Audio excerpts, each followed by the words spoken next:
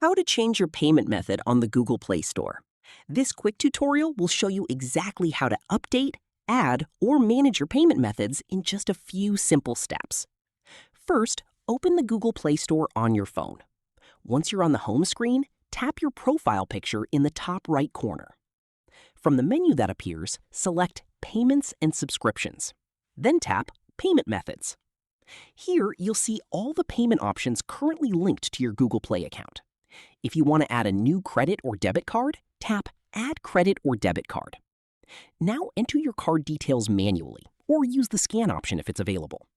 After entering the required information, follow the on-screen instructions to save the card to your account. Once the new payment method has been added, you can use it for Google Play purchases, app subscriptions, games, movies, and other digital content. If you already have multiple payment methods saved, simply select the one you'd like to use as your preferred payment option when making a purchase. And that's how to change your payment method on the Google Play Store.